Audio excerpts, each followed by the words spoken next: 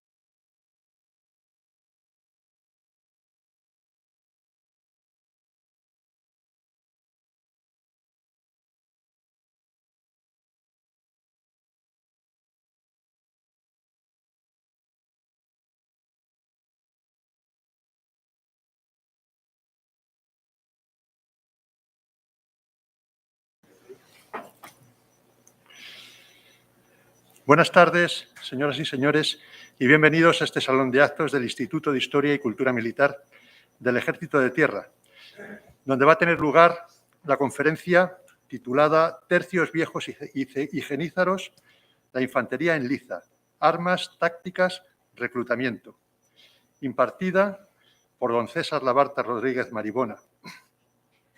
La conferencia será presidida por el general de división don Enrique Boigas Jaime, director del Instituto de Historia y Cultura Militar, quien a continuación pronunciará unas palabras.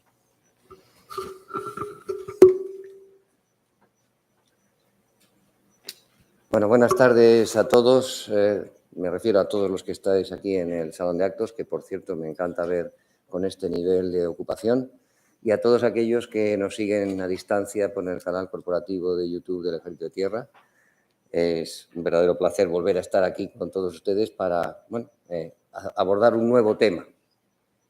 Como saben, la efeméride de Lepanto ha sido designada por el general de Ejército, jefe de Estado Mayor de Ejército, como efeméride complementaria para el año 2021 y como tal, pues es objeto de y el tema central de una serie de actividades culturales, no solamente aquí en la sede central, sino en toda la geografía nacional. Creo que por aquí detrás tendremos las localidades y las fechas en las que se van a ir realizando los distintos ciclos de conferencias.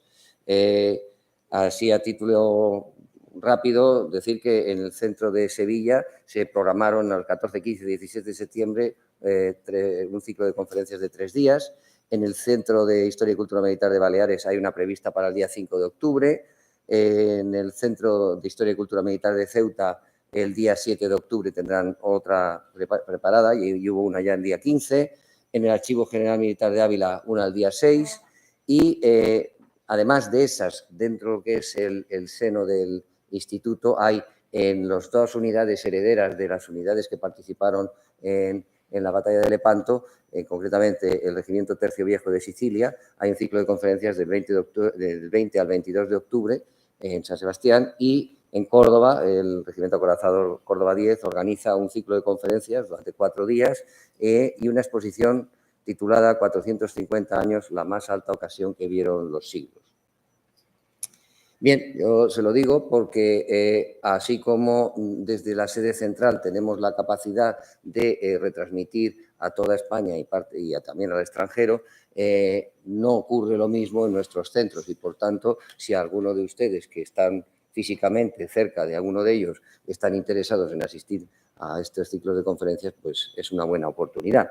Lo que sí les pido es que hagan de relé entre sus círculos de amistades y divulguen toda esta actividad, porque en el fondo no se trata más que poner en valor una parte pero que muy importante de nuestra historia. El tema, como han podido ver en el programa, pues lo vamos a intentar abordar desde varios puntos de vista. Hoy, concretamente, un tema muy sugestivo, que es comparar los 2 bandos, qué hacía cada uno y qué posibilidades y opciones tenían entre los tercios viejos y los genízaros. El lunes 4 de octubre continuamos con una segunda conferencia, la Batalla de Lepanto en la literatura, a cargo de Luis Alberto de Cuenca. El martes 5 de octubre, la Antemuralla de la Monarquía, a cargo de Carlos Belloso Martín. El miércoles 6, la Batalla de Lepanto, un choque político, ideologías de los participantes, a cargo de doña Elena Casas Santero. Y finalmente cerramos este ciclo el jueves 7 con la conferencia Lepanto, una batalla terrestre en el mar, a cargo de Eduardo de Mesa Gallego. Bien, no me extiendo más porque a lo que hemos venido aquí es a oír a nuestros conferenciantes y a disfrutar con sus vivencias y con toda su ciencia, que estoy convencido nos van a impartir. Lo dicho, difundan que estas actividades se hacen y tienen el interés que espero que tengan, y que esperemos llegue a cuantas más personas mejor. Esa es nuestra inquietud, el transmitir a todos nuestros ciudadanos y a cuantos más mejor parte de nuestra historia. Nada más, muchas gracias por su atención y queda inaugurado el ciclo de conferencias Lepanto. Muchas gracias. Haré una breve presentación del conferenciante don César Labarta Rodríguez Maribona, que es licenciado en Historia del Arte por la Universidad del País Vasco y especialista en Historia Militar por la Universidad Complutense de Madrid. Asimismo, cuenta con varios cursos formativos en ambas disciplinas, entre las que destacan todos los ofertados por el Instituto de Historia y Cultura Militar. En sus trabajos, hasta la fecha, procura buscar la acción combinada de esta formación en un proyecto encaminado a mostrar lo militar en diversas artes, como se ve en sus publicaciones dedicadas a lo militar en la obra de Shakespeare, Los soldados en los cómics de Antonio Hernández Palacios, El pañuelo de la institución militar o la que está últimamente sobre los valores castrenses en el cine. Todo ello sin abandonar lo puramente militar, como un artículo en la revista de Historia y Cultura de Historia Militar sobre Manuel Fernández Silvestre, de próxima publicación, o esta conferencia.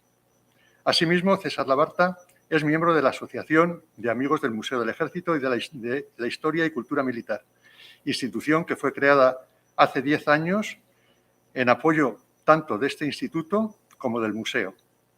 Misión esta que lleva cumpliendo desde entonces cada vez que es requerida. Sin más, les dejo con don César Labarta, que iniciará su exposición ahora. ¿Tienes ahí? Sí.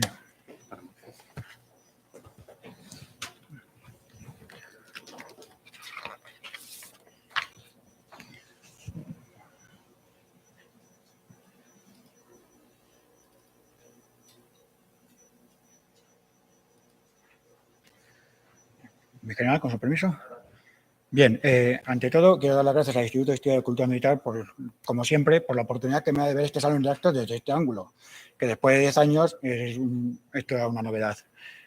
También, por supuesto, de poder participar en este ciclo de conferencias conmemorativos de la batalla de Lepanto, 450 aniversario de una batalla naval en la que precisamente quienes resolvieron el asunto fue la élite de la infantería de ambos imperios. Realmente es un poco injusto hacer una comparativa entre ambos, porque no son muy diferentes, tanto en su concepción, en sus orígenes y en la forma de ser. Es decir, los genízaros fueron una parte del éxito del Imperio Otomano. Los tercios fueron la parte fundamental de ellos. Como dice la profesora Picorrales, ambos son instrumentos principales de la política tanto de los austrias como de los otomanos. Porque entonces, los orígenes es lo que más se pueden parecer. Se deben a estas dos figuras, Orján I y Fernando el Católico. Ambos lo que quieren es tener un ejército permanente. Por un lado, Orján lo que quiere es tener un ejército permanente que le permita la expansión del Imperio Otomano, tal como está en sus inicios, que es un sistema tribal con una forma de mesnadas. La expansión que quiere hacer con el Imperio Otomano no puede. Necesita centralizar el poder y, sobre todo, tener un ejército que figure. Asimismo, la intención es necesitar también un ejército que sea fiel únicamente a él. Por eso sigue los modelos de califatos islámicos que empleaban esclavos como los mamelucos. El ejército que idea Orján, al final, está considerado el primero permanente, incluso antes del de Carlos VII de Francia. Y sus primeros organizados básicamente eran guardaespaldas del sultán refuerzo de infantería yaya. La infantería yaya era una infantería que cobraba un sueldo, pero solamente combatían cuando había campaña y si querían. Los primeros genizados son reclutados entre los prisioneros de guerra y son un total de 1000 la primera vez. Representan la quinta parte del total, que es lo que el sultán le pertenece. Es decir, el botín todo adquirido en guerra, la quinta parte es del sultán. Murad I es el que reorganiza la unidad y aumenta sus efectivos durante su reinado. El sistema de recluta también lo modifica, solicitando ya entonces a las autoridades otomanas de los territorios recién conquistados que faciliten ellos jóvenes fuertes e inteligentes para que pasen a ingresar a las filas de los genízaros. Mehmed I lo que hace es, en 1416, implantar el sistema de esclavitud, el kul, donde se coge 1 de cada 5 otra vez como esclavos. Y asimismo aumenta a 6000 el cuerpo. Ya con Murad II establece la derbisme y aumenta la influencia de los genízaros sobre los cuerpos capículo. Los cuerpos capículo es el ejército del sultán, el ejército permanente. Implanta también en los genízaros el uso de armas de fuego, que es una de sus grandes virtudes. Durante su reinado, además, también el cuerpo se consolida definitivamente como un ejército permanente del imperio. Ya con Mehmed II, después de la toma de Constantinopla, convierte a los genízaros en el núcleo del ejército otomano. Son ya la espina dorsal del mismo. Aumenta su número y su paga, porque los genízaros, a pesar de ser esclavos, cobran, y hace que los genízaros mayoritariamente usen armas de fuego, que al principio no están muy convencidos de utilizarlas porque les mancha los ropajes, y se proclama, esto luego hablaremos de ello, señor del fuego en los campos de batalla. Por su parte, Fernando el Católico, después de la toma de Granada, también necesita un ejército permanente que le permita defender sus territorios de ultramar. Entonces, ya primeramente la ordenanza de 1495 establece que todas las fuerzas militares estén bajo su mando directo. Él se encarga de nombrar los capitanes, el ejército siempre deberá estar dispuesto y sus soldados pagados y equipados para poder ser reutilizados cuando lo necesiten. En 1496, una nueva ordenanza sienta las bases de la administración militar. También organiza a los soldados según el arma que usan, y la ordenanza de 1503 establece que el ejército se equipe e instruya a la Suiza, para imitar los modelos que ya están vigentes. En esto, por supuesto, tendrá mucha importancia Gonzalo Fernández de Córdoba, que en 1503, que en Ceriñola y Galellano, demuestra el éxito del ejército de Fernando el Católico utilizando estos procedimientos del ejército de la Suiza. Son los procedimientos típicos del Renacimiento. En Ceriñola, además, distribuye infantería en compañía de 250 hombres, 100 piqueros, 100 rodeleros y 50 escopeteros. Son los precursores de los arcabuceros. Cada 3 compañías forman una bandera y cada 2 banderas una coronelía. Pedro Navarro, que es uno de sus lugartenientes de Gonzalo Fernández de Córdoba, mejora también el sistema en 1509 durante el conquistador Orán, porque decide dividir el ejército de 10.000 hombres, que es inmanejable, en 4 cuerpos de 2.500, con la caballería cubriendo los flancos. En el 12, la batalla de Rávena, aunque se pierde, se consolida definitivamente este sistema y da comienzo a la fama de infantería española.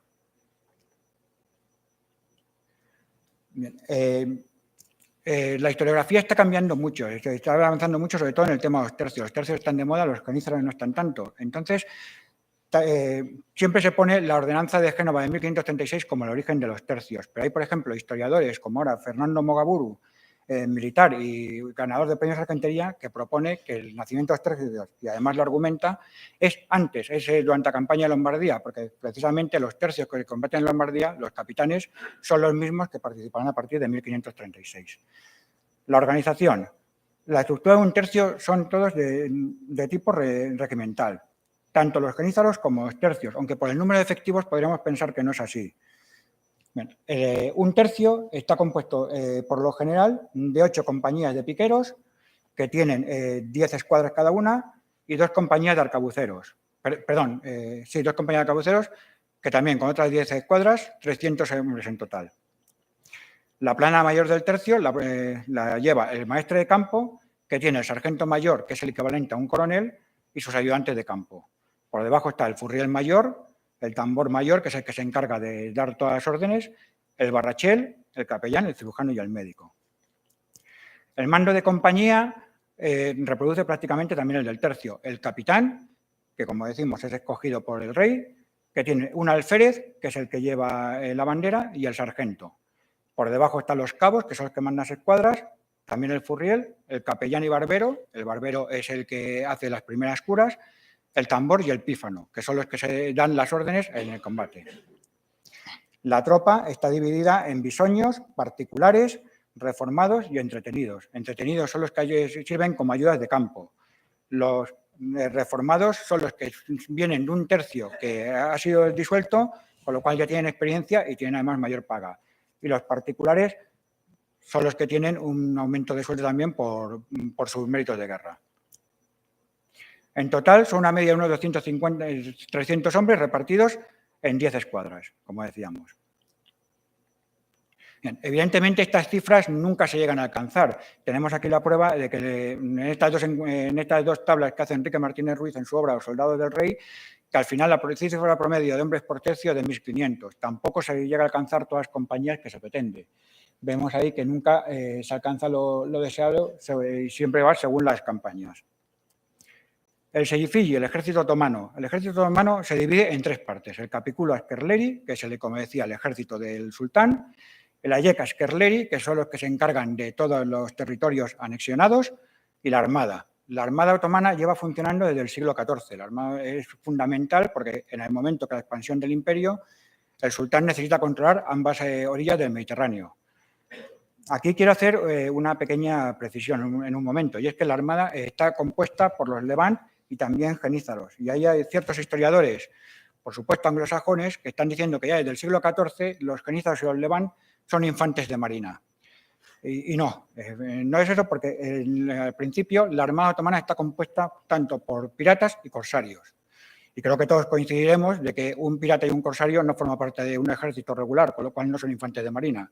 Son infantes embarcados, pero no es infantería marina. Y es una precisión que creo que es importante, sobre todo a la hora de datar antigüedades de cuerpos. Bueno, el capítulo askerlerio del ejército del sultán, como digo, la infantería se divide, tiene varios cuerpos: los genízaros, los acemio-glan, los cebeci, que son los almeros, los acemio-glan son los reclutas, los saca, que son los aguadores, y es importante porque los aguadores también se encargan del sistema sanitario, los topku, la artillería, los toparabazi, el transporte de artillería, también algo fundamental en la guerra, y los umbarazi, que son los granaderos. La estructura del OCAC es la unidad, el OCAC es el cuerpo de los genízaros. Como decía, tiene una estructura regimental, aunque por el número de participantes no es exactamente.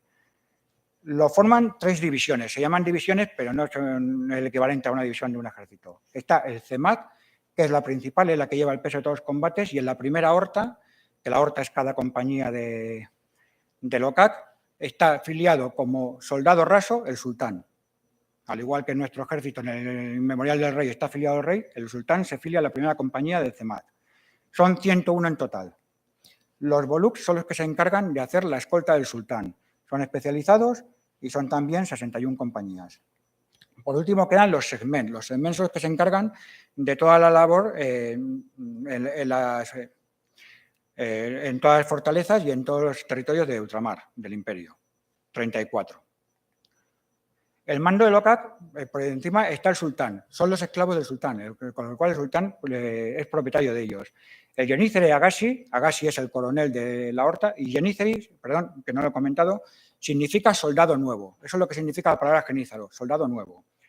El Yenízere Agashi no puede dar órdenes ni a ninguno de sus genízaros si no está el sultán presente. El sultán puede delegar el mando, pero el Yenízere Agashi, a pesar de ser el jefe del OCAC, es decir, de los genízaros, no puede jamás dar órdenes si no está presente su amo. Bueno, evidentemente esto está en turco, creo que lo van a entender mucho mejor así. El comandante, el jefe de los segmen, el lugarteniente, que es el jefe de los boluk, un secretario que suele ser civil, que va aparte, y luego están los encargados de cuarteles, el capellán jefe, el imán, los reclutas, el tesorero, el encargado de la tropa, el que es el enlace con el diván es el consejo de estado del sultán, el instructor y el intendente. El intendente es una figura muy importante tanto en los tercios como en los genízaros. La horta es la compañía.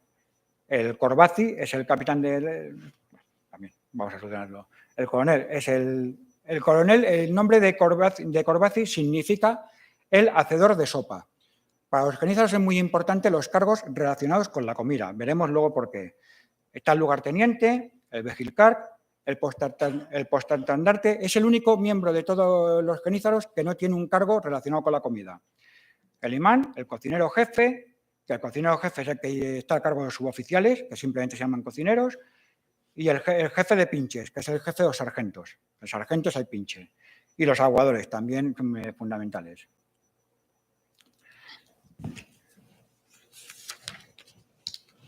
Bien, el reclutamiento. El reclutamiento de los tercios lo conocemos, pero es, una vez nombrado capitán, como decíamos, se le entregaba una conducta y su instrucción. La instrucción es el número de soldados que podía reclutar y dónde tenía que reclutarlos. En cuanto llegaba al distrito, el capitán levantaba bandera para anunciar el proceso de recluta. Las reclutas solían ser de gente entre 20 y 30 años, era lo ideal. Más de la mitad proceden de entornos urbanos y con buena salud y aptitudes físicas. Preferentemente se quiere que sean solteros y que no fuesen hijos únicos ni de viuda. El mayor éxito se conseguirá en zonas con excedente mano de obra agrícola. Vizcaya, Cantabria, León, Burgos y Granada son las que más aportan. Al contrario que siempre se ha creído que las zonas como Asturias o Valencia son las que menos. Sobre todo Valencia. En Valencia no se recluta a nadie. Y no había excesivo número de hidalgos alistados. El duque de Alba era lo que él prefería y consideraba el soldado de 2 tercios ideal, porque tenía conocimiento de armas. Bueno, el capitán, cuando levanta la bandera, lo que se dedica es a todos aquellos que se acercan a venderle las bondades del tercio, la vida militar, el honor, todos los valores que supone y, por supuesto, como dice el licenciado Vidriera, se guarda lo malo. Cuando se cubre el cupo, entonces se pasa revista entre las autoridades locales y el pagador, porque se procede a pagarles a los soldados, a los nuevos reclutas, perdón, el socorro que les permite afrontar tanto los gastos del viaje como las primeras compras de equipo que van a necesitar.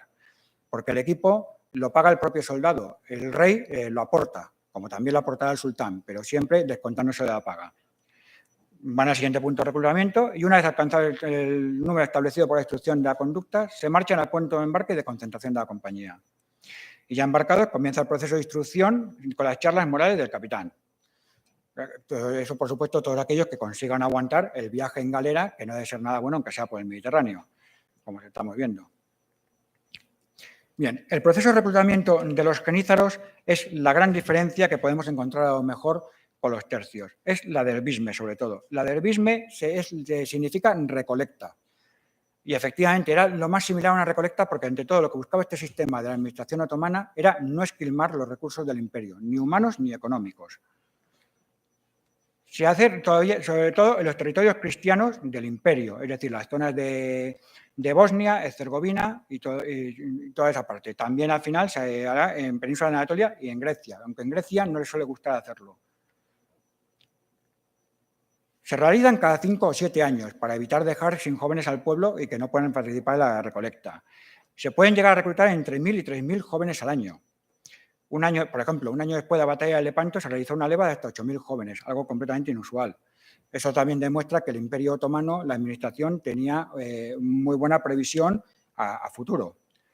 Siempre se realiza en zonas rurales, se descarta las zonas urbanas por una sencilla razón, que las zonas urbanas, los jóvenes que están, trabajan en el comercio y en la artesanía y no les interesa dejarlos sin pinches. Y la horquilla de edad oscilaba de entre los 10-12 años hasta los 20.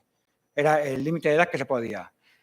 Se limita a los ciudadanos del imperio, es decir, a todos aquellos que estén ya sometidos al imperio, quedando exentas las zonas de vasallaje, como por ejemplo hemos visto antes la zona de Valaquia y de Hungría.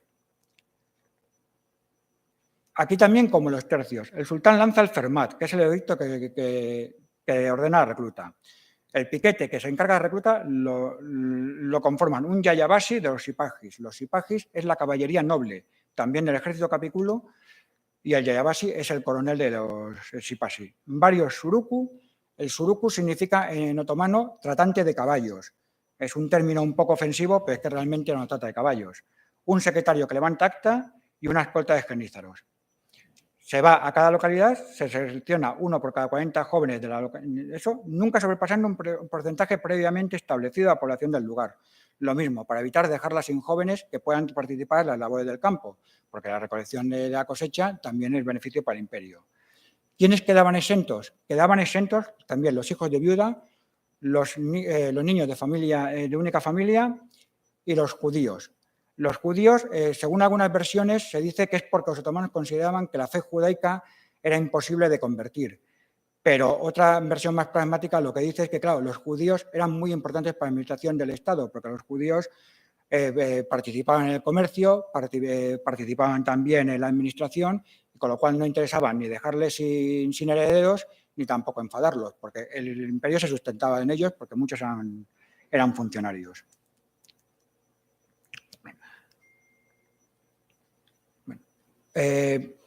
Una vez hecha la lista, se procede a hacer una copia por duplicado de la lista, de levantar por eso. Una se la queda el yayabasi y el suruku, cada vez que cuando tiene 100 o 120 niños, parte para la capital.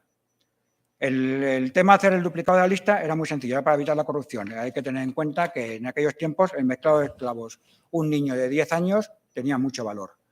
Con el futuro, cuando vayan cambiando las cosas, los propios yayabasi habrá temas de corrupción por este tema. Bueno, una vez se llega a la capital, al niño se le asigna un nombre musulmán. Si no está circuncidado, se le circuncida y se le procede a pasar a la fe otomana. Y un detalle importante, su padre queda en el registro con el nombre de Abdullah. Abdullah significa hijo de Alá, Alá, y era el significado que le daban de que era esclavo. Es decir, todos aquellos que su padre Abdullah significaba que eran esclavos. Es muy importante esta distinción porque a pesar de que los genízaros tenían muchas prebendas y tenían una importancia social muy grande, nunca se les dejó olvidar de que eran esclavos. Es más, uno de los grandes visires que participa en Lepanto tiene un problema una vez en un juicio porque su testimonio tiene menos valor que el de un musulmán que lo rebate. ¿Por qué? Porque él es un esclavo. Cuando se llega a la capital, se realiza una nueva inspección de los reclutas, asignando el 5% de los más inteligentes al ICOGLAN, que es el servicio interno. La primera inspección que se realiza es realmente de vista. Se mira que sean fuertes, se mira que sean inteligentes, mejor dicho, que no sean muy tontos, porque no se hace por encima. Además se hace con unos sistemas, si son cabezones es que es tonto, si no tiene eso, pero en cambio aquí no, aquí ya se realizan incluso midiendo ese coeficiente intelectual de manera primitiva y buscando tener a los mejores para ir al ICOGLAN. El resto pasará a formar parte de la CEMIOGLAN, que son los chicos extranjeros. Estos son la base de todos los genízaros.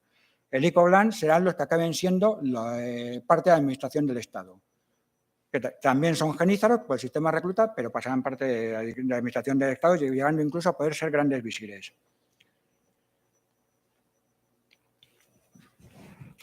Bueno, la instrucción es también muy diferente, al igual que el reclutamiento. Sobre todo, es muy curioso que la cohesión de ambos grupos se consigue. Lo que pasa es que en el caso de los tercios se consigue combatiendo. Por sus tácticas de combate consigue la cohesión. En cambio, los genízaros la cohesión la consiguen conviviendo. Bueno, el soldado bisoño, en cuanto se baja de la galera, lo primero que hace es empezar su instrucción observando a los veteranos. Se le enseña su sitio de la formación tanto en la compañía como en el escuadrón formado. Por supuesto, para eso necesita conocer tanto los toques de tambor del pífano como las diversas banderas de diversos tercios. Aprende el manejo de todas las armas, incluso las que no va a manejar, porque al principio es un pica seca, pero por si durante el combate necesita hacer uso de ella. Y aprende sobre todo también tácticas de combate, maniobras y evoluciones en el terreno del tercio, sobre todo también las escaramuzas. La instrucción se prolongaba la mayor parte del día para evitar que estuvieran los soldados ociosos. Cuando había un poco tiempo libre, se organizaban competiciones deportivas, al estilo de la época, para conseguir que estén en buena forma. La formación de moral cristiana corría a cargo del capellán, mientras que el capitán se dedicaba a amenizar las comidas, al igual que hizo durante el viaje, con charlas sobre los valores del soldado. Esto cuando el soldado tenía suerte de llegar sin prisas o llegaba a una guarnición, porque muchas veces pasaba directamente a entrar en combate y aprender directamente en el campo de batalla. Si comenzaba como paje de rodela hasta que estuviera preparado para entrar en combate directamente. Pero eso sí, si conseguía entrar en una guarnición, pues ahí la instrucción iba un poco más lenta. La Enderun College. La Enderun College es la escuela a la que van los que acabamos de hablar ahora, los ICOGLAN.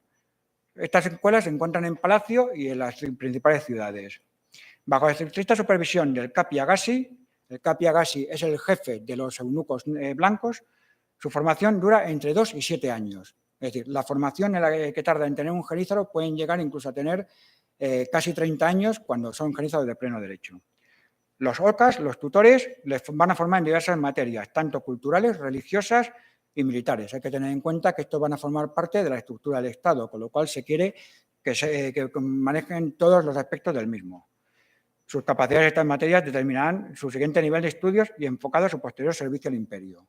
Si van a trabajar de secretarios, si van a ser jefes del ejército o simplemente si van a ser grandes visires. Una vez finalizados los estudios superiores, los 39 primeros de la promoción pasarán a servir en las diversas estancias del palacio, que es ahí donde pueden empezar, como quien dice, a medrar, porque ahí es cuando empiezan a establecer contactos y pueden empezar a demostrar sus cualidades y a ascender. Hay que tener en cuenta que todos los cargos de la administración otomana se otorgaban por libre asignación. El resto ingresará en la caballería capículo, como decimos, el ejército del sultán, en la división Boluk de los genízaros, que es la que se encarga de la escolta. Las asignaturas que reciben, idiomas y literatura tanto persa, árabe y otomana, música, escritura, oratoria y caligrafía, equitación, arquería, gimnasia y lucha libre. En el nivel superior, en cambio, ya se forman en matemáticas, geografía, geometría. También aprenden trabajos manuales, porque esos trabajos manuales les servirán cuando estén formando parte de las estancias de palacio. Y, por supuesto, táctica militar. Y aspectos técnicos de la artillería y las armas de fuego, sobre todo de la pólvora y de la construcción de la pólvora. La formación, además, se completaba inculcándoles que sean comedidos, educados, leales y honestos. En este aspecto son iguales que los tercios. Tienen un sentido del honor muy afianzado y, sobre todo, del deber. Los ACEMIOCAC, como decíamos, son los que no pasan a estas escuelas, son los que pasan directamente al entrenamiento con los genízaros. Pasan a formar a la ACEMIOGLAN y reciben una formación estrictamente militar. Los primeros 7 años los van a pasar como turco-GLAN. ¿Esto qué significa? Que el Estado los alquila al propietario de una de las granjas que tiene. Esos propietarios son antiguos soldados, antiguos genízaros. Los alquilan entre 5 y 7 años como mano de obra. ¿Por qué? Porque primero lo que necesitan es aprender el turco. Los otros lo aprenden en la escuela. Segundo, necesitan aprender disciplina, la fe islámica y, por supuesto, es decir, el granjero les enseñará habilidades militares y, además, 7 años pasando en una granja recogiendo una cosecha les va a dar una forma física envidiable. Incluso algunas fuentes hablan de que llegan a levantar pesos parecidos a lo de un campeón de halterofilia de hoy en día. Eso quiere decir que los granjeros sacaban partido de los turco-GLAN.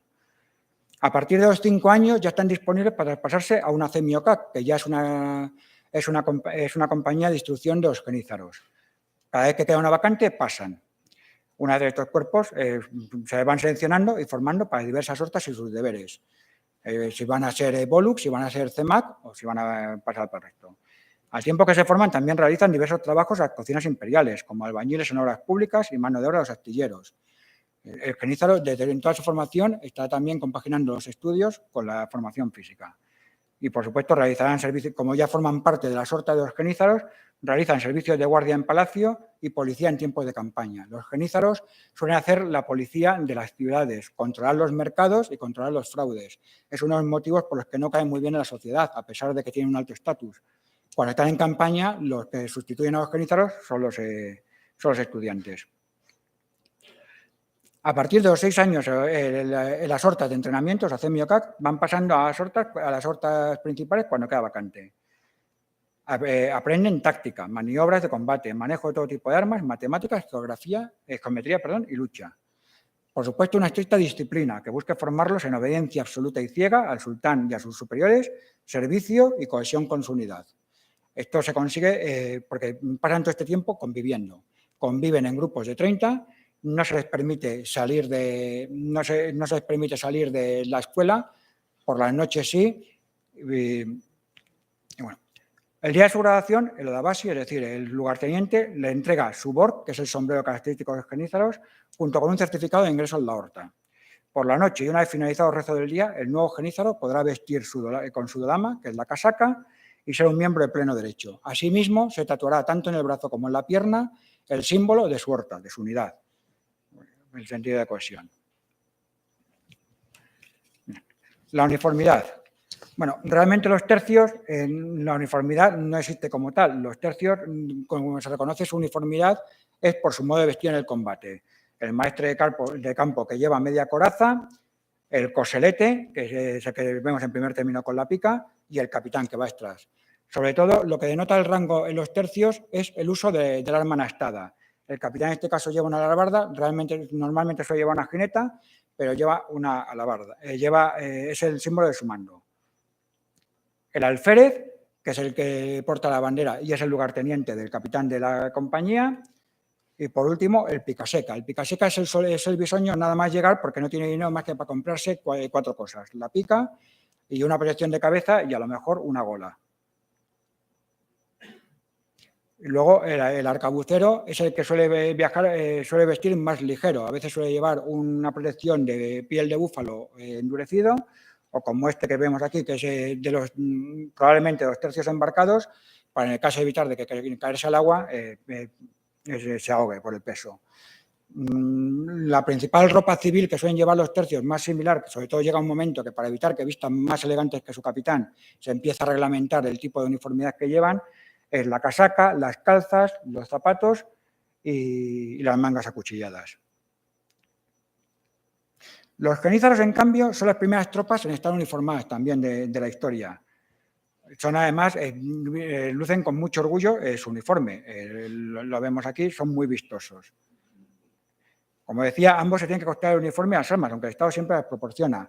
El genízaro normalmente lo que suele llevar son una camisa, unos pantalones bombachos, el capinat, que es como si han estudiado uniformología, es la chupa del siglo XVIII, que es impermeable, y la dolama. La dolama es la casaca.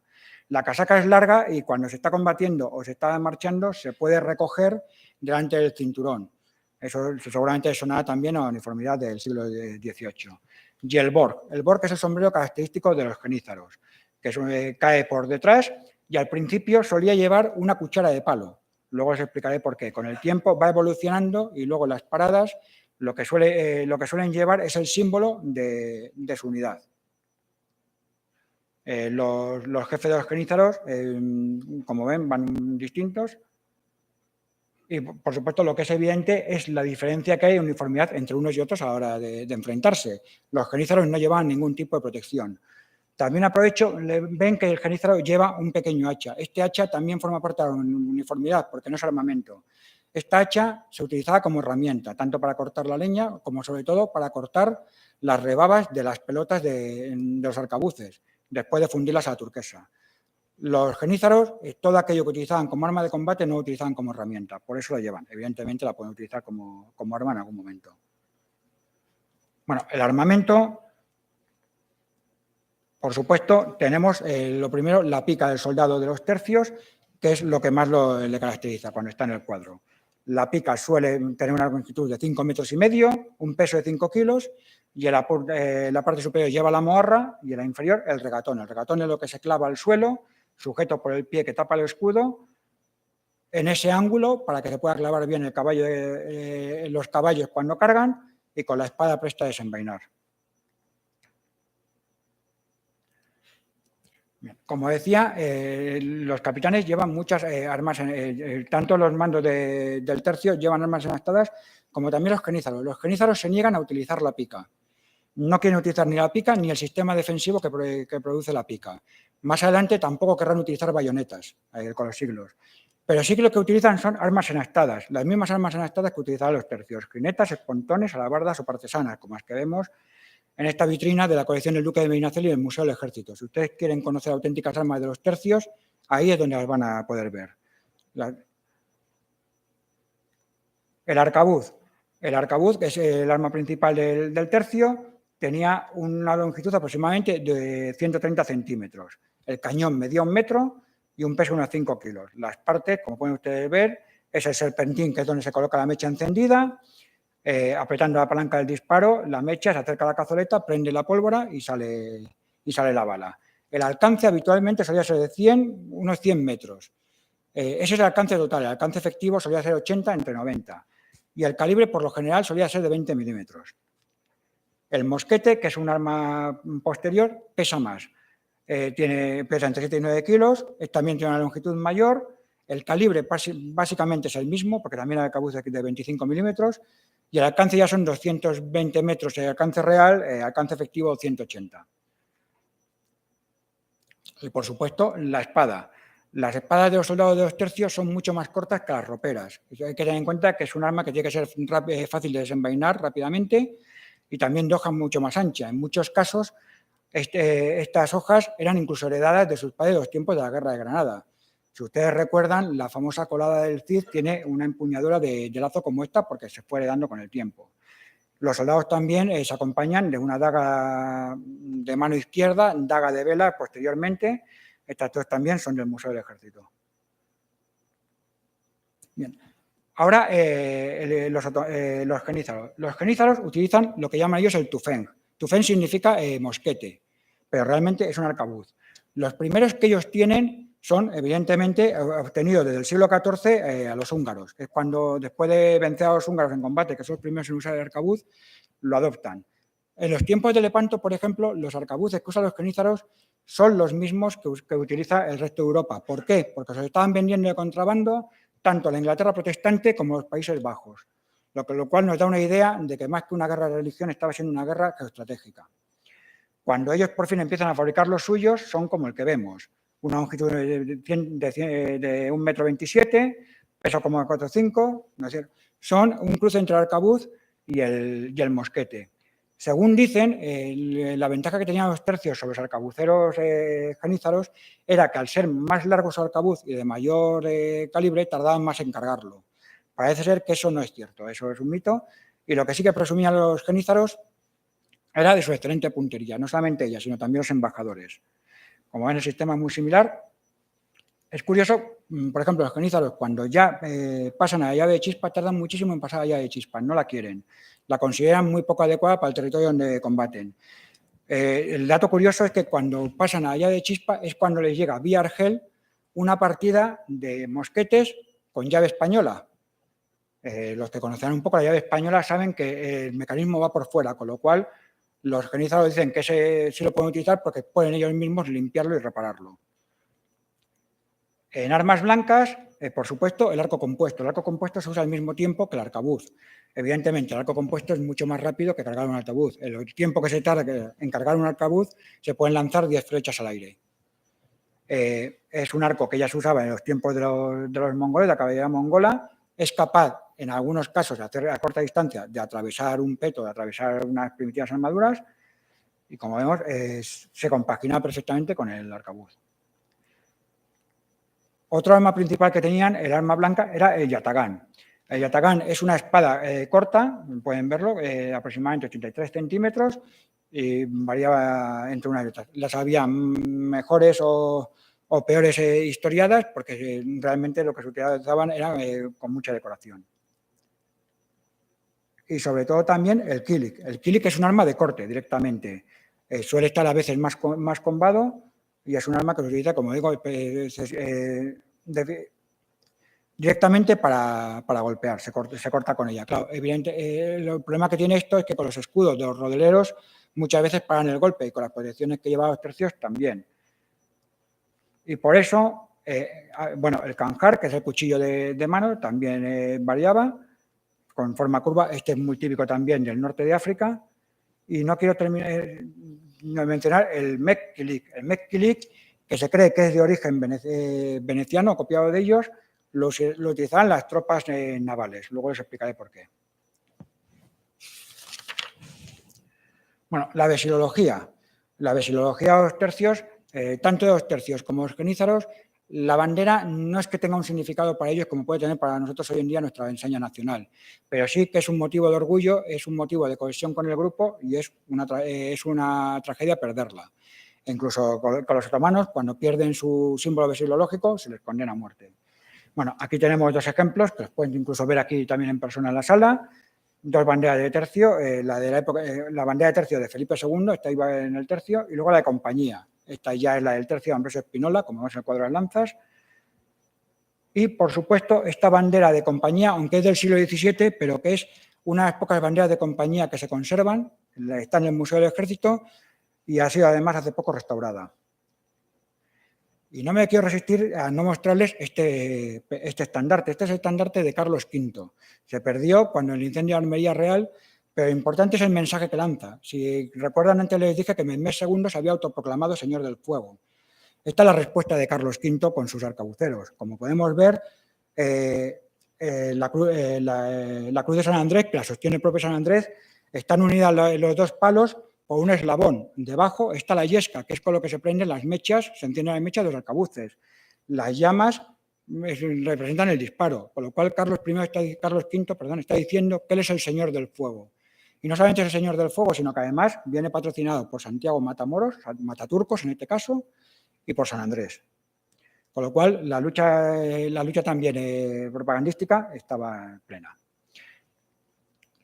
Para los genízaros, la bandera es la Bailac. Se dice que la primera que tuvieron era de seda blanca con esta inscripción. Yo la he puesto en turco, pero probablemente venía en árabe. Es una oración del Corán, y la tradición, porque todas las fuentes y todo lo que conocemos sobre los genízaros se basan en muchas cosas de la tradición y en el mito. La tradición dicta que esta bandera, la bandera tradicional turca, fue la que cortaron ya los primeros genízaros, y la estrella fue añadida tras la caída de Constantinopla en 1493. Parece ser que eso no es cierto. Pero luego, el principal símbolo de los genízaros y los otomanos es el sancak. Empezamos primero por el recuadro blanco que ustedes ven, esas colas de caballo. Las colas de caballo vienen de los tiempos en que eran tribus, de sus tiempos tribales. Dependiendo del número de colas de caballo es la importancia del líder. También utilizaban la mano de Fátima y, sobre todo, los genízaros utilizaban la bandera roja con la Zulfikar. Zulfikar es la espada de Ali. Ali es el yerno de Mahoma y es el líder de la secta de la rama chiita del Islam. Esto también lo sabré después. Lo que ven aquí en las imágenes también son las propias sancas de las diferentes hortas de los genízaros. Algunas se repetían, pero como pueden ver, Zulfikar es un tema muy común. El símbolo que utilizan no tiene nada que ver con sus labores, porque las hortas de los genízaros, cuando no combatían, realizaban también labores de palacio. Guardaban los perros, uno se encargaba de alimentar a los elefantes, pero no tienen nada que ver los símbolos con ello.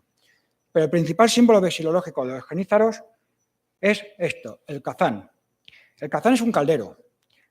Y esto te enlaza también con lo que les decía antes del tema de la afición de los genízaros a los temas alimenticios y a utilizar la comida.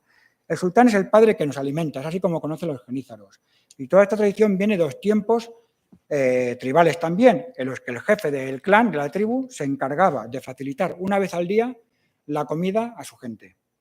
Y así es decir, los genízaros comerán una vez al día. Con lo cual, este caldero, que es por uno para cada entre 30 genízaros, que es de bronce, saldrá todos los días en procesión desde los barracones de los genízaros a las cocinas de los genízaros. Las cocinas de los genízaros solían estar en la ciudad, con lo cual recorrían toda la ciudad. Y eso es para preparar la única comida del día que se les proporciona. Luego, evidentemente, si quieren comer más, comerán. ¿Qué ocurría los viernes? Los viernes se lleva al serrallo para recibir la ración de pilaf, porque los viernes es el sultán el que se encarga de alimentar a los genízaros. El pilaf es un plato de arroz cocido con mantequilla, que tiene carne y verduras y que muchos dicen que es el origen de nuestro famoso arroz con cosas. No vamos a decir que de la paella, pero bueno. En el combate, el kazán es el punto de reunión de la horta y su pérdida, como decíamos, es una desgracia, al igual que perder la bandera de los tercios. Lo único que el que pierde el kazán es condenado a muerte. El kazán tiene una opción más también en los viernes cuando va al serrallo. Si los genízaros, después de que el serrallo del sultán les llena el kazán, lo vuelcan en la calle tirando la comida al suelo, eso significa que los genízaros empiezan una rebelión. Es decir, los genízaros se niegan a comer del padre que nos alimenta y empieza una rebelión. Es el motín de los genízaros. Como vemos aquí, estos son dos cargos de los genízaros también. El tema de la comida sigue estando muy presente. Y aquí pasamos también otro aspecto importante, la religión. Bueno, en el tema de los tercios, por supuesto, el capellán es el que les va dando la formación moral y, por supuesto, los tercios, su jefe es su Real Majestad Católica, el Rey de España. Los capellanes también combaten. Aquí tenemos esta imagen de un asalto a una fortaleza donde el capellán, con un pendón, está realizando el avance. Es un tapiz de la toma de la plaza de Hurst, de la serie de tapices del triunfo del archiduque Alberto. Pero es mucho más curiosa en los genízaros. En los genízaros, desde su concepción, la religión es muy importante, por dos cosas. Por una sencilla razón. El problema legal que supone con la Sharia lo que están haciendo. Como recordamos, son esclavos los genízaros, pero la Sharia prohíbe esclavizar musulmanes. Otra cosa es que el esclavo luego se convierta al Islam, eso no significa que quede libertad, pero no se puede esclavizar musulmanes. Con lo cual, la medida que toman los sultanes es, en lugar de esclavizar musulmanes, esclavizan cristianos, para luego convertirlos para su fidelidad. Pero, ¿qué es lo que ocurre? Que la Sharia también dice que no se puede nunca forzar a nadie a convertirse al Islam. ¿Qué es lo que hacen los sultanes? Sacan otra sura de Mahoma, donde Mahoma llega a decir que todo el mundo, toda la humanidad, incluidos nosotros, en nuestro interior conservamos un musulmán en el fondo, con lo cual no estaban convirtiendo a nadie, sino que estaban haciendo aflorar el musulmán que todos tenemos dentro. Bueno, Luego también tenemos el tema de que el Imperio Otomano es un crisol de religiones por la invasión mongola. Es decir, mucha gente viene huyendo de los mongoles, muchos cristianos, y los otomanos siempre han sido muy tolerantes con todas las religiones. Muchos nobles de los territorios conquistados no se convirtieron al Islam y estuvieron combatiendo por el imperio. Hasta generaciones después, sus familias, por convencimiento, no se rebelaron. Y aquí tenemos a la secta derviche. Tiene un gran predicamento en la zona bizantina, que son los que están huyendo. Los derviches son estos que ven ustedes aquí debajo. Si recordarán, son una atracción turística. Ahora mismo en Turquía son estos que rezan girando sobre sí mismos, sobre su pie, hasta que entran en trance. Bueno, dentro de los derviches están los Bektasi. Y la secta Bektasi es donde está Azi Bektasi, que es el líder de la misma, que mantienen fuertes lazos con los cristianos ortodoxos y la secta de los bogomiles.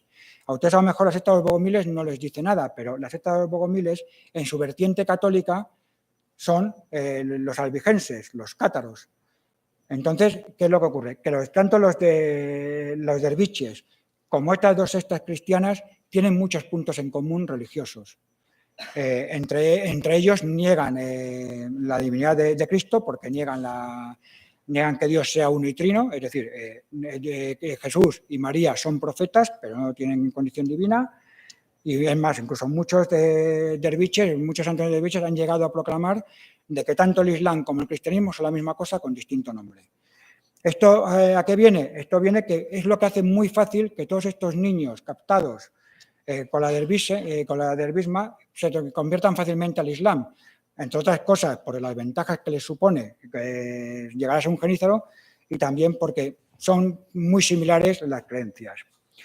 Y como decía, la tradición dicta que el sombrero de los genízaros fue entregado por Azi Bektasi, que fue el que bendijo la primera horta. Esta tradición dice que Azi Bektasi se corta su manga y se la pone encima de la cabeza a uno de los genízaros, por eso tiene esa forma. Eso también parece que no es cierto. Bueno, y pasamos a las tácticas. Las tácticas, por supuesto, en este aspecto los tercios están por encima de los demás, porque los tercios, la gran ventaja que tienen es que se adaptan perfectamente al teatro de operaciones en el que están combatiendo. Ya sea en los Países Bajos, combatiendo de sitio, o en las formaciones de tercios, como en las Indias, tanto las occidentales como las orientales, o en la zona de Berbería. En la zona de Berbería el combate es defendiendo los presidios y las fortificaciones o realizando algaradas. Algaradas son como las encamisadas, pero de día. Bueno, una gran diferencia que tienen tanto los genízaros como los tercios es a la hora de combatir los arcabuceros. Mientras que los soldados de los tercios tienen una férrea disciplina de tiro y disparan todos al unísono, los genízaros no. Los genízaros quieren presumir de su habilidad individual y no disparan nunca a la vez. Combaten todos como una unidad, combaten cohesionados, pero ahí se permite cada uno la individualidad de tener y demostrar su valor. Es algo muy curioso, les gusta mucho demostrar su valor, pero los genízaros, por ejemplo, solamente se puede ascender por antigüedad, estricta antigüedad. Los actos valerosos se premian con recompensas, con medallas, con dinero o con tierras, pero nunca con excesos. Bueno, como el sargento mayor del tercio, que es el equivalente a un coronel, es el que se encarga de escuadronar el tercio. Con estas operaciones que vemos aquí, que son raíces cuadradas, con el número de hombres que consta en el tercio, después de tener estadillo, hace el modo de colocarlos. Las diversas formaciones son diversas. Estas formaciones se hacen precisamente para conseguir que tanto el tercio, la capacidad defensiva, como la ofensiva, la manga de arcabuceros, controlen todos los ángulos de tiro y todas las direcciones. No nos vamos a detener mucho en los tipos de cuadros, pero los cuadros se forman realmente, es decir, en proporciones. De ahí el uso de las raíces cuadradas para poder colocar a todos los individuos, además en un tiempo que tiene que ser mínimo.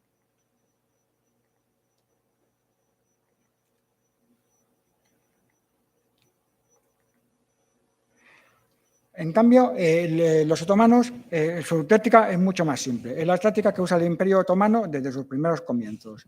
Es la infantería capículo en el centro, a recibir el embate. Es la que lleva el mayor esfuerzo en combate, porque se utiliza la táctica del yunque y el martillo.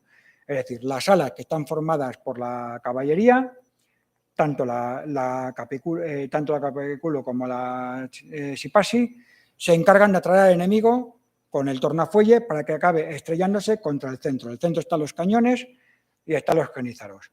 Están las fuerzas capiculo. En 1530, unos sultanes consiguen un gran alarde táctico, que es atrincherar a sus genízaros, para que cuando se estrellen las fuerzas enemigas sea mucho mayor. Lo consideran un avance táctico. En 1530, en 1503, eso es lo que hace el gran capitán en Cerignola. Varias formaciones, como vemos, siempre los capiculos y los genízaros en el centro, se suelen colocar detrás de los cañones, porque también los controlan ellos.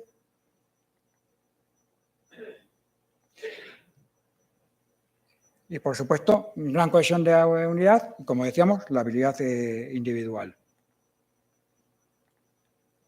¿Pero dónde demuestran su mayor valor los genízaros? Sobre todo en el asalto a posiciones. Son siempre los primeros en estar en la brecha. Una vez se abre la brecha por los minadores, pero los minadores, por cierto, también pertenecen más adelante a los genízaros y son de los mejores minadores de toda la época, que son los que se encargan de hacer las minas debajo de las murallas para que caigan las fortificaciones. Y en estos momentos, en el momento de saltar la brecha, es cuando surgen los sedergetti. Los sedergetti significa los arriesgados en cabeza. Y son grupos, al igual que las encamisadas, desde 30 hombres hasta toda la unidad. Eso sí, van divididos en secciones de 5 hombres, donde uno tiene que llevar espada, tiene que haber un granadero, un arquero y 2 arcabuceros. Son también los primeros en entrar en la brecha y son los que más se arriesgan en esos momentos. Es el momento más delicado. También todo esto viene unido también con este aspecto, que es la banda de música, la Metter. Los genízaros son los primeros en tener una banda, es la primera banda de música militar que hay en la historia. Es lo único que sobrevive a los genízaros hoy en día. Y ellos iban tocando los sones a la hora del combate. Se dice además que los genízaros, los instrumentos eran chirimías, tambores, timbales, pero los genízaros tenían un tono de marcha muy lento que exasperaba a sus enemigos. Seguro que les suena a algunos, si son de regulares, les sonará. Y luego una táctica que toman, porque muchas tácticas toman también de sus coetáneos, es el tabur, que lo toman de los húngaros en el siglo XV, que son estos carros fortificados donde se metían dentro los arcabuceros con una provisión de munición, se podían encadenar entre ellos y era una posición bastante difícil de romper. Y pasamos a lo que nos interesa en el Lepanto, el combate naval. El combate naval hay que tener en cuenta que se hace sobre un terreno muy pequeño. Es un terreno como este, que tiene en la proa entre 3 y 5 cañones. Las galeras cristianas tenían 5 cañones, 3 para la primera andanada, 2 para la segunda. Las otomanas solamente tenían 3. Tenía como punto de fortificación el esquife, que el esquife es el bote que se suelta al agua en algunos momentos, y el fogón. Y tiene una eslora de entre 47, una galera normal, y una 60, una galera real, y una manga de 6 metros de ancho. 6 metros de ancho es el espacio donde van a combatir. Imagínense, es un poco más pequeño que este salón de actos. Encima, además, tienen la crugia y las 2 bordas. Y por el medio, todos los galeotes, pasando miedo, los que no han decidido combatir, porque se puede escapar cualquier golpe. Bueno, ¿cómo es el combate entre 2 galeras? Vamos a poner entre 2 galeras, no el Lepanto, porque el Lepanto les lo contarán, podrán disfrutarlo el jueves con Emilio de Mesa. Pues primeramente las galeras se embisten por la proa. En ese momento en que se embisten por la proa es cuando se disparan los cañones. Las galeras españolas disparan los 3 primeros. La segunda andanada suelen dejar para cuando los que se han agachado con la primera se levantan. Les contarán también el próximo día que el Lepanto, don Juan de Austria, mandó quitar los espolones de las galeras para evitar que tiraran alto los cañones. Cuando están reunidas las 2 galeras, se preparan todos los soldados para el abordaje. Es el momento más delicado de todos. El abordaje es el momento en que tienes que pasar por una pasada muy pequeña, evidentemente te están disparando y por supuesto, es decir, el que se cae al agua no puede volver. Bueno, pues una vez pasado se utiliza la táctica habitual desde los tiempos de Epaminondas: fijar y rebasar o yunque y martillo. Se avanza, evidentemente los de la galera abordada avanzan también, mientras que de los costados de las naves los arcabuceros siguen disparando, abatiendo enemigos del modo que pueden y también tirando objetos tanto incendiarios como con materiales resbaladizos, que también se han tirado primero. Materiales resbaladizos, también púas, porque los otomanos solían combatir descalzos, sobre todo los marineros, con lo cual las cubiertas de las galeras, entre la sangre y lo que está cayendo, es difícil.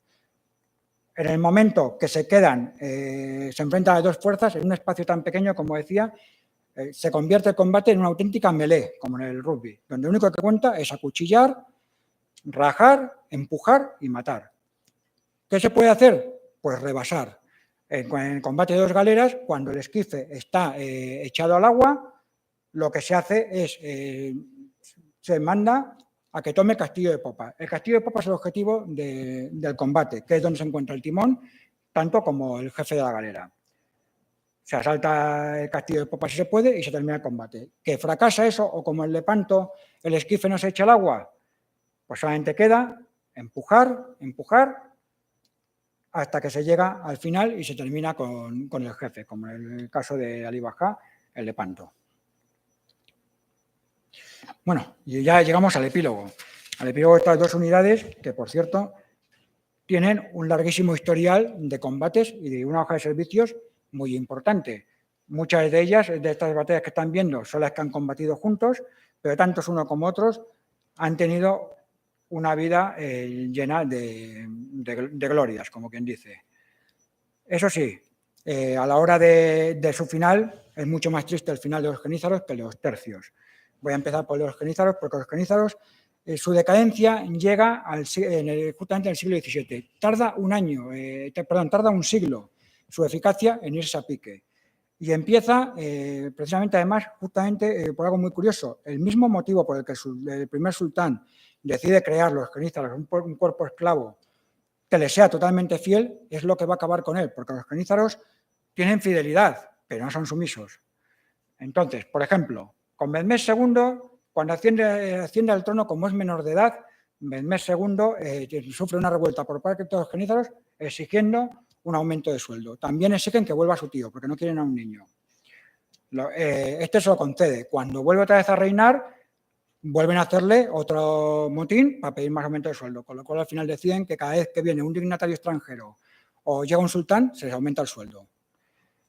Bayaceto II llega al trono gracias al apoyo de los genízaros previo pago.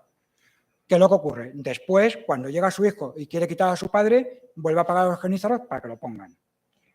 Suleimán I sufre varias revueltas de los genízaros, los cuales llegan incluso a amenazar su vida. Y es el primero que permite el matrimonio. El matrimonio ya es el fin de los genízaros tal y como lo conocemos. Puede parecer un chiste, pero es así porque en el momento en que los genízaros están casados, dejan de vivir en los cuarteles, pasan a vivir por su cuenta. Pierden también su derecho a ascender, con lo cual esos genízaros empiezan a buscarse una segunda actividad para llegar a completar el sueldo. Y sobre todo, es decir, el matrimonio lo que hará será que cuando ellos empiezan a tener hijos, quieran que sus hijos ingresen en el cuerpo. Con lo cual, en tiempo de Selim II empieza a permitir que los genízaros tengan su segunda actividad. ¿Cuál es el problema de esto? Que muchos genízaros ganan mucho más dinero como comerciantes o tratantes de sedas que combatiendo las batallas. Y abría el cuerpo al ingreso de los musulmanes. Es decir, hasta entonces la dervisme solamente se hacía con cristianos. ¿Qué es lo que pasaba? Que los cristianos musulmanes de la zona de Mostar y de Bosnia protestaban porque decían que ellos también querían semejante nivel de vida para sus hijos, esas oportunidades, con lo cual se acaba abriendo. Ahmed I, entonces, instaura el cupo de acceso a los hijos de los genízaros, con lo cual ya no es una meritocracia a base de años estudiando y consiguiendo méritos, sino ya simplemente por el mero hecho de ser el hijo de un genízaro, entras. Si entra el hijo de un genízaro, también va a entrar el hijo de un noble. Murad IV termina ya con la dervismes de solo cristianos, porque también se sigue haciendo obligatoria. Y Ahmed III abole definitivamente a dervisme. Con Osman II, Osman II se queja de que es un súbdito de sus propios genízaros. Tal es la situación que hay siempre con ellos, con las rebeliones que ocurren. E intenta crear un nuevo cuerpo. Esto sin tratar mal a los genízaros, que va a ser el único sultán que lo van a matar. Con Selim III crea los Nezán y Cedid, que combaten con técnicas europeas. Los genízaros, ya en el siglo XVIII, a finales del siglo XVIII, a principios del XIX, son una unidad que son conocidos por ojos avizores, pies ligeros, que significa que en cuanto ven que las cosas empiezan a ir mal en combate, se repliegan. Tal están las cosas con los genízaros. Encima, además, los genízaros, como dije, no quieren adoptar las tácticas defensivas europeas, con lo cual no quieren ni por asomo utilizar las bayonetas. Selim III intenta traerles un instructor extranjero francés para que les enseñe a usar bayonetas. Sale corriendo antes de que lo maten. Entonces, los Nezán y Cedid es un cuerpo que combate con tácticas europeas y consigue los éxitos que no han conseguido los genízaros. ¿Qué hacen los genízaros? Deponen a Selim III y a todos los del cuerpo de Nezán y Cedid los persiguen por las ciudades y los matan. La venganza llega con su sobrino, con Mahmud II, que después de crear los Esqueji, otro cuerpo de nivel de tácticas europeas, y asegurarse durante años, con mucha paciencia, los apoyos de todos los nobles, porque los nobles, en los temas que entre los genízaros y sultanes no se metían, y los ciudadanos tampoco, los ciudadanos no les caían bien los genízaros, pero como era un tema del sultán, no se metían. Termina con los genízaros en el llamado incidente afortunado. El incidente afortunado es cuando los genízaros intentan rebelarse, abre fuego directamente con los Esquenji. Cuando los genízaros se refugian en sus cuarteles, a pesar de que no ofrecen resistencia, simplemente están ocultos en sus cuarteles, los bombardea. Al día siguiente de bombardear los cuarteles, disuelve el cuerpo y ejecuta al resto de los genízaros. Es importante que disuelva primero el cuerpo porque una de las prerrogativas que tenía el genízaro es que no podía ser ejecutado en público. Es decir, cuando un genízaro cometía una falta de pena de muerte, porque los genízaros solamente podían castigar sus jefes o el sultán, cuando comete una falta de pena de muerte, se le expulsa del cuerpo y en privado se le estrangula, porque no se puede verter la sangre de un genízaro, y discretamente se tira su cuerpo al agua. Bueno, en este caso, Mahmud II lo hace y termina con el cuerpo. Como digo, hoy en día los genízaros, lo único que queda ya de ellos es la banda de música que sigue sirviendo en el ejército y actúa en actos de parada. Y bien, pero en cambio los tercios en cambio no tienen un final tan malo. Tampoco tienen un declive, aunque mucho se habla del declive, pero eso recomiendo este libro, que es una de las últimas historiografías, como decía antes, David Mafidi, que ha hablado en más de alguna ocasión aquí. En los últimos tercios, en el ejército de Carlos II, lo que realmente dice es que los tercios, lo que ocurre es que evolucionan y se convierten en regimientos, se transforman. A partir de ahí se ven regimientos. ¿Qué es lo que ocurre? Como muchos de ustedes sabrán, el general Martín Cabrero seguro, y lo que hemos estado este año celebrando el Centenario de la Legión, el espíritu de los tercios vuelve en 1921. Tanto sus valores como su forma de vivir los tenemos en la Legión. Pero no solamente es eso, es decir, los tercios hoy en día están más vivos que nunca. ¿Dónde? En nuestras Fuerzas Armadas. ¿Con qué? Con las palabras de este señor, que por cierto fue también soldado de los tercios, y que muchos de ustedes conocen de memoria. Les voy a ahorrar la vergüenza de recitarlos, porque recito muy mal. Y bueno, y esto es todo. Muchas gracias.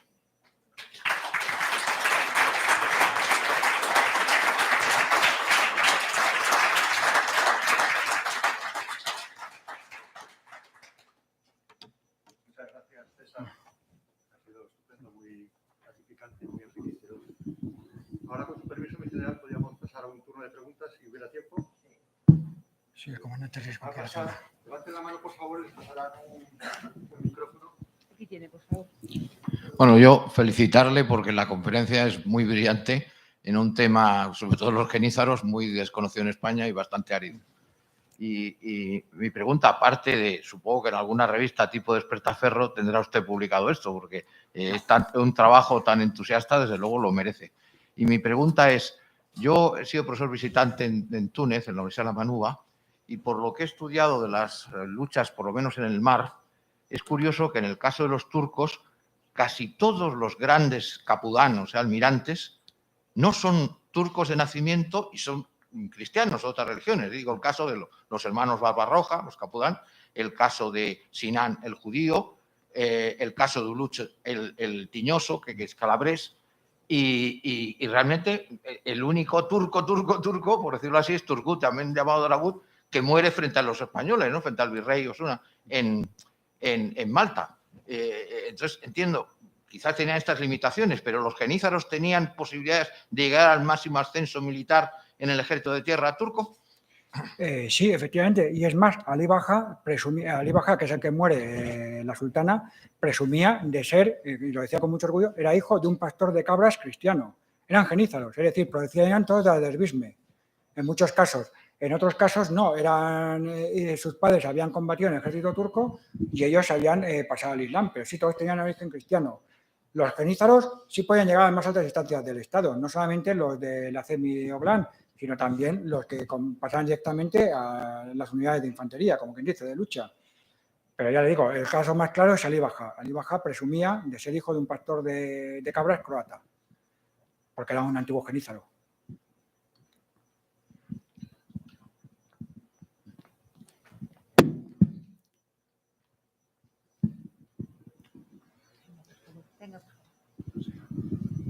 Enhorabuena por su intervención y además que es un poco difícil la cantidad de palabras turcas, traducirlas y quedarse una con... Bueno, dentro de lo que cabe, quería hacerle una pregunta a esto. La palabra antes que ha mencionado esta de kolik, que era como una espada, ¿se puede decir que era como una cimitarra? El kulik, ¿cuál se Sí, refiere? ha dicho kulik, espada curvada. Sí, es que el nombre de cimitarra realmente siempre lo hemos utilizado bastante mal. Es decir, la cimitarra es más bien un alfanje. La cimitarra realmente era un arma medieval que usaban también los ejércitos cristianos, que era mucho más ancha de hoja. Es más tipo alfanje.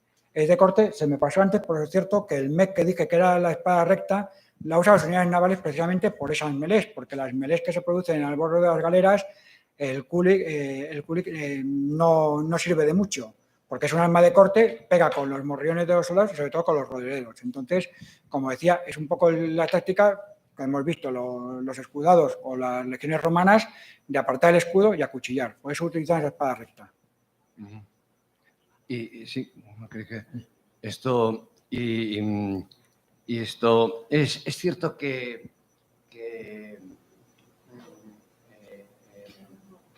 los españoles fueron la primera infantería de marina que se creó en el mundo. Es que antes yo he oído un comentario, no sé de quién, pero era una persona militar que dijo que no es exacto, porque hoy se combatía aquí y mañana se podía combatir en los Países Bajos, en Holanda. Entonces, o sea, ya me ha descuadrado un poco y ya no sé qué, porque yo siempre he leído que la infantería de marina española fue la primera que se creó.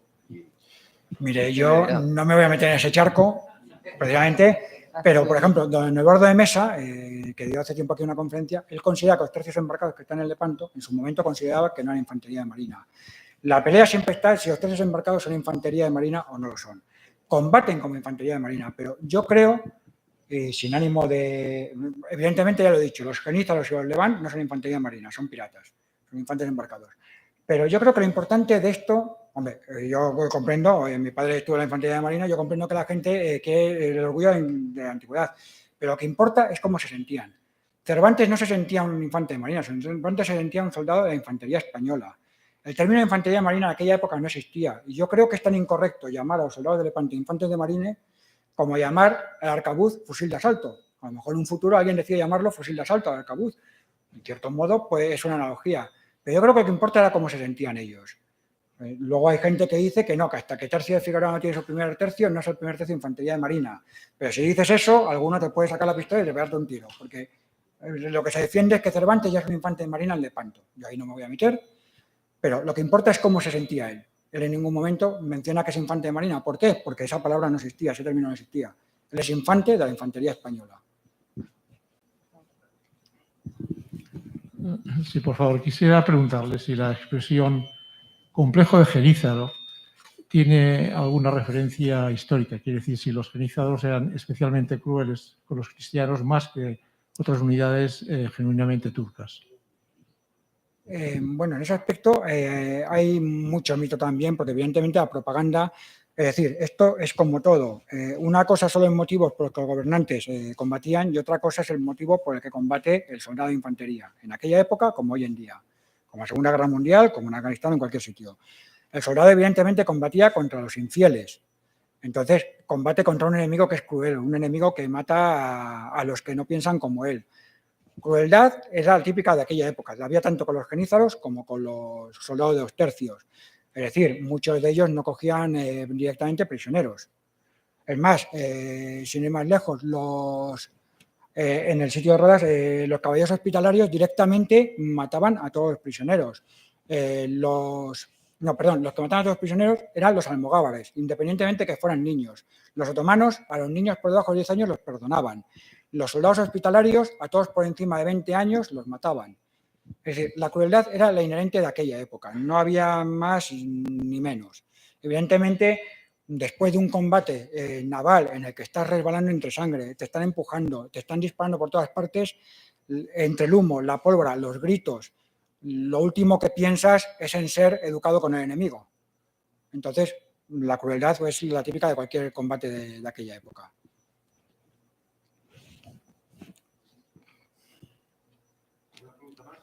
Parece que hay preguntas.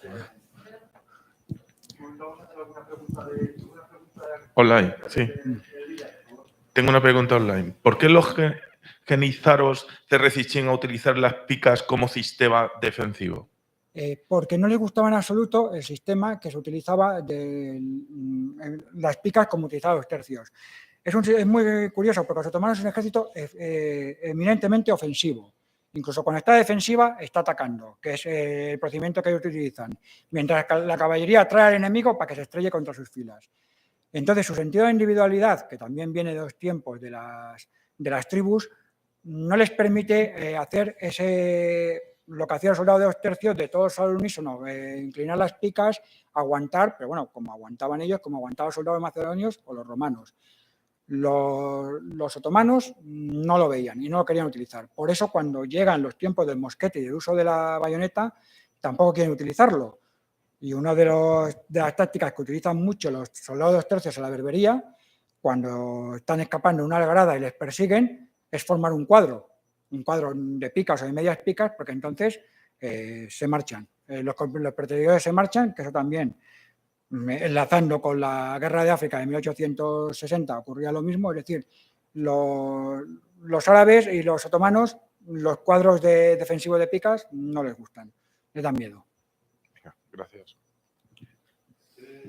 Sí, buenas tardes. Quería preguntar por el Kazán, el caldero, Sí. si se llegó a capturar alguno por los ejércitos cristianos. Pues no, que si se llegó a ejecutar a alguien por su pérdida. A capturar y conservar. Pues no tengo ni idea. La verdad es que no lo sé.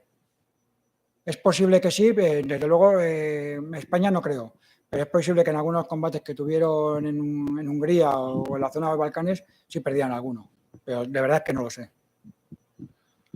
Buenas tardes, felicidades por la conferencia. Mi pregunta va referida al ambiente religioso que enfrenta a dos ejércitos, en este caso en pleno siglo XIV y XV, y según está explicado en la organización militar, aparecía un capellán en la organización de los tercios y una figura similar en el ejército. ¿Qué importancia tenía el fundamento religioso en el enfrentamiento de los dos ejércitos? Pues es muy difícil. Como acabo de decir, es decir, no es lo mismo por lo que combaten los dirigentes que por lo que combate el soldado. El soldado sí que está siempre en una guerra de religión, sí que está liberando a Europa de los malvados nazis o sí que está en Afganistán luchando por la libertad de las mujeres y demás. El soldado piensa así, entonces al soldado sí que piensa que está en una guerra de religión. Es decir, evidentemente en esas épocas, quizá un poco menos ahora, porque ahora con la ilustración y demás nos hemos vuelto mucho más cínicos, pero en aquellos tiempos sí creían en lo que son. Evidentemente el soldado de los tercios juraba, bebía, se iba con mujeres, el genízaro también. No lo hacía dentro del acuartelamiento porque tenía prohibido, pero también hacía sus cosas. Pero sí tenían ese fervor religioso. Es más, el sultán es el comendador de los creyentes, el rey es su majestad católica. El capellán lo que hace es los valores cristianos. Los valores cristianos y los valores militares, tanto sean otomanos como de los tercios, son muy similares. El honor, la lealtad, el compañerismo, tienen todos una base ética, y la base ética de la religión en aquella época era lo principal. Hola, buenas tardes. A mí me gustaría saber si había diferencias o similitudes entre los remeros de las galeras de ambas flotas. ¿Entre los remeros? Sí, los galeotes. Sí, por ejemplo, los galeotes venecianos eran buenas boyas, eran voluntarios. Los otomanos, para Lepanto, como tienen que prestar las naves y no tienen tiempo, contratan remeros, hay gente que va voluntariamente. Muchos de ellos son prisioneros cristianos. Los españoles tienen condenados a galeras por crímenes en España o prisioneros. Evidentemente, uno de los temas que no se habla es que, claro, los que estaban como galeotes acababan muriendo. Era un esfuerzo físico muy importante. En cierto modo, había que reponerlos, había que reponer combustible. ¿Qué ocurre cuando una galera empieza a perder galeotes? Pues se hace una encamisada o una algarada en algún punto del enemigo para conseguir capturar prisioneros y atarlos a los botes, a los remos. Pero, por ejemplo, en Lepanto, los otomanos les dicen a sus galeotes que se metan debajo de los bancos, bajo pena de perder la cabeza. Dicen de que es por la amenaza, pero en cierto modo es que si levanta la cabeza del banco se la puede rebanar a alguien que falle contra otra persona. En cambio, don Juan de Austria promete que a todos aquellos galeotes que combatan les va a perdonar. Luego están también los buenas boyas y los pocos prisioneros que quedan también se les ordena que se metan debajo de los bancos.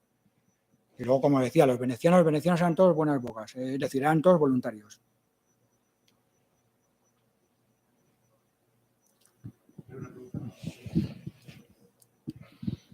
Sí, buenas tardes.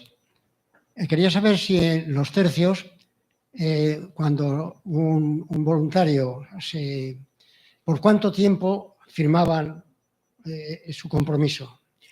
El soldado de los tercios, el compromiso lo tenía hasta que se moría o hasta que el rey le daba la licencia. En cambio, los genízaros, por ejemplo, eso se me olvidó comentarlo, los genízaros se jubilan a los 45 años. Evidentemente, los 45 años del siglo XV no son 45 años de ahora, no encontremos similitudes. Entonces, cuando se jubilaba era cuando se podía casar. El sultán le daba permiso para casarse.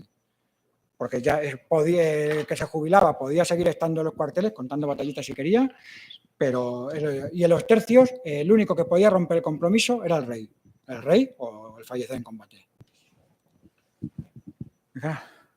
Enhorabuena por la conferencia, César.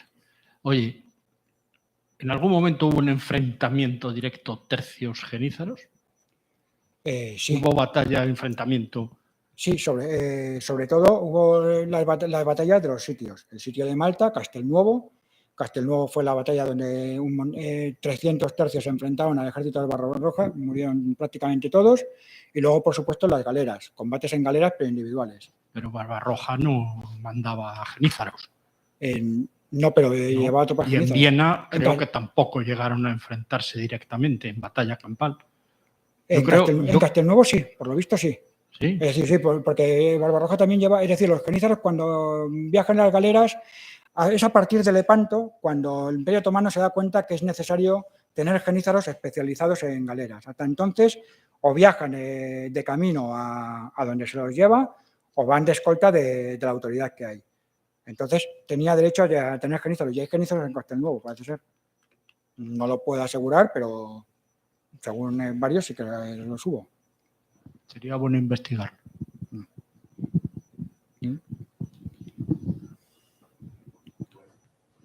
Parece que no hay más preguntas. Hay otra. La última pregunta. Parece ser que se le ha quedado pendiente por explicar algo, me lo indican aquí en internet, el adorno que llevaban en el gorro, que en un principio era una cuchara de madera y después dijo usted que lo iba a explicar. ¿Lo podría explicar? Sí, bueno, lo que iba a explicar era el sentido del gorro, lo de la manga, pero sí, efectivamente, los gorros al principio llevaban una cuchara de madera en sus primeros tiempos, que era el sentido tanto del caldero como de que el cocinero jefe, es decir, de que son una tribu, la horta, más que una compañía de soldados, es una tribu, es un clan, y con el tiempo van evolucionando a los adornos que hemos visto e incluso cuando van en parada, por ejemplo, los genízaros navales llevan un aparatoso galeón, lo muestran, se me había traído una imagen, o algún símbolo que demuestra a lo que se están dedicando los historian. Pero por lo general suelen ser, es decir, el que más hemos visto las imágenes, que es la cuchara ya prácticamente simplificada. Porque incluso dicen que en unos principios esa cuchara que llevaban era la que utilizaban ellos para comer del caldero, porque todos comían del mismo caldero.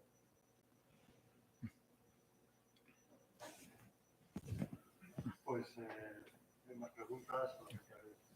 Y finalmente agradecer a César Labarca la visita que ha tenido y la conferencia magnífica que nos has dado. Es muy ilustrativo. Siempre a su disposición, con él y en general, siempre a mi disposición.